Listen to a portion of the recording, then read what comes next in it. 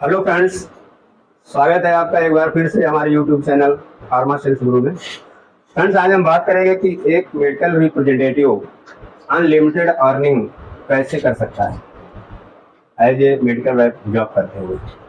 Friends, जब कोई medical representative interview देने के लिए आता है तो उससे एक क्वेश्चन पूछा जाता है कि आप इस क्षेत्र में क्यों आना चाहते हैं।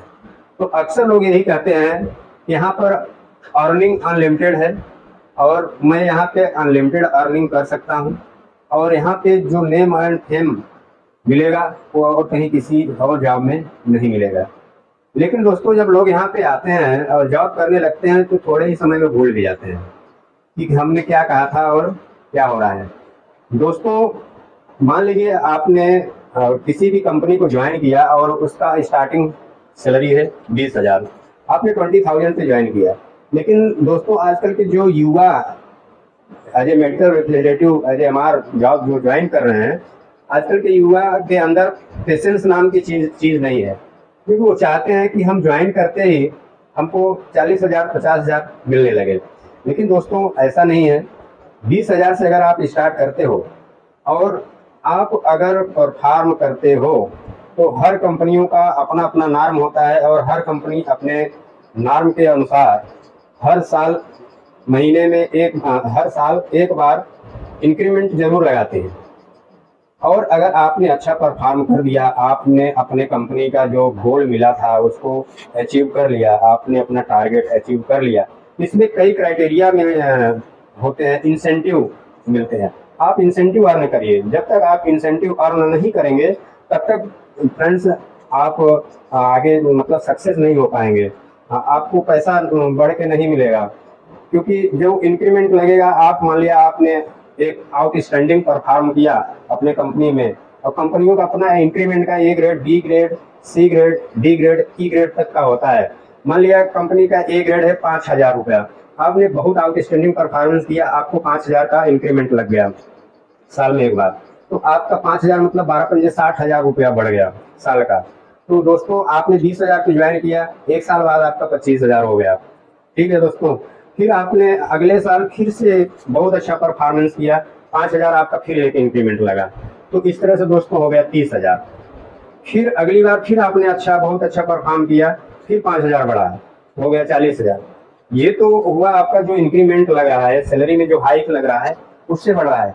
लेकिन दोस्तों, क्या आप जानते हैं कि कंपनियां जो है इंसेंटिव रखती हैं।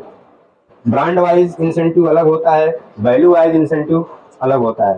ब्रांड वाइज जैसे किसी भी कंपनी में 20-25 ब्रांड होते हैं दोस्तों, उसमें से 5, 6 या 7 ब्रांड ऐसे होते हैं जिस पे कंपनियां इंसेंटिव देती है।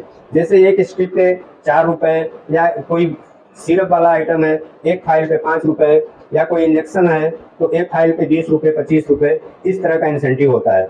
दोस्तों, मेरा ये मानना है कि आप उसी प्रोडक्ट का सेल करें या उसी प्रोडक्ट का सेल करने में ज़्यादा प्रयास करें जिसपे इंसेंटिव अच्छा मिल रहा है। दोस्तों, अगर मान लिया आपका टारगेट 3 लाख का है, 3 लाख में आपने लगभग 1.5 लाख का प्रोडक्ट आपने अपना इंसेंटिव वाला बेच दिया, इंसेंटिव प्रोडक्ट वाइज टारगेट अपना कर लिया, तो कम से कम 20 से 25,000 इंसेंटिव केवल आपको प्रोडक्ट पे मिलेगा, प्रोडक्ट वाइज टारगेट करने पे। इसके अलावा दोस्तों, अगर आपने वैल्यू वाइज अपना टारगेट कर लिया तो हर कंपनी जिस हिसाब से सेल होता है उस हिसाब से 2%, 3%, 4% वैल्यू वाइज इंसेंटिव रखती हैं। मान लिया आपकी कंपनी में 3% है, आपका 3 लाख का टारगेट, आपने 3 लाख कर लिया, 3% आपको वैल्यू वाइज मिल गया। कंपनियां जो है इसके अलावा फॉरेन ट्रिप देती हैं या आपको लोकल में कहीं ना कहीं ट्रिप देती हैं। तो ये अर्निंग का ये बहुत ही अच्छा तरीका है। आप वॉल्यूम वाला ब्रांड बेचिए, आप इंसेंटिव वाला ब्रांड बेचिए, आप अपना टारगेट पूरा करिए, आउटस्टैंडिंग परफॉर्मेंस करिए, उसके बाद आप इंसेंटिव कमाइए। आप 20,000 25,000 सैलरी पा रहे हैं, आपको कंपनियां जो क्वार्टरली इंसेंटिव देती है, हर क्वार्टर में कम से कम 25 से 30,000 रुपया इंसेंटिव मिलेगा। अगर साल में एक बार देखा जाए तो कम से कम आप 70-80 हज़ार या जिस हिसाब से आपकी कंपनी का सेल हो उससे कहीं अधिक यहाँ लड़के जो है 1 लाख 1.5 लाख तक का साल में इंसेंटिव पा रहे हैं। तो दोस्तों जब तक आप इंसेंटिव नहीं पाओगे, इंसेंटिव अर्न नहीं करोगे, आपका सैलरी जो भी मिल रहा है ये तो आएगा महीने के खर्च में चला जाएगा, आपके हाथ में कुछ आएगा ही नहीं। आप जहाँ भी जाओगे, जिस भी कंपनी में जाओगे, सेल करना ही है, आपको सेल करना पड़ेगा, और आप सेल करोगे तो कंपनी उसी का सैलरी एक्सपेंस आपको देती है। तो आप ऐसा करें कि आप परफॉर्मेंस करें, अपना अच्छा करें और इंसेंटिव कमाएं। आपको प्रोडक्ट वाइज इंसेंटिव है, वैल्यू वाइज इंसेंटिव है। हाँ, इंसेंटिव कमाने के लिए कंपनी का जो नॉर्म रूल्स एंड रेगुलेशन है, अलग अलग कंपनियों का अलग अलग होता है, आपको उसको पूरा करना पड़ेगा। जैसे एक ये होता है कि किसी भी तरह का कोई भी चेक बाउंस नहीं होना चाहिए। किसी किसी कंपनी में 21 दिन, किसी किसी कंपनी में 30 दिन पेमेंट का शेड्यूल होता है, उस कितने दिन में पेमेंट हो जाना चाहिए।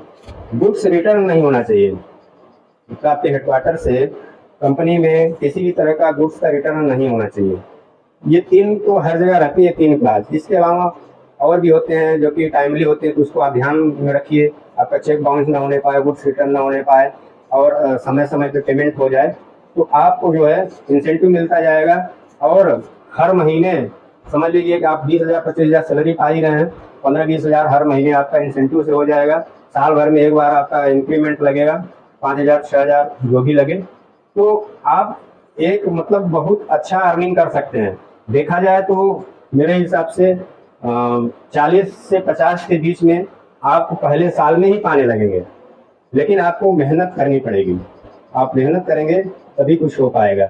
दोस्तों, अगर आपको मेरा ये वीडियो यूजफुल लगा तो अपने दूसरे दोस्तों को शेयर करें, और प्लीज़ लाइक और सब्सक्राइब करें। Thank you.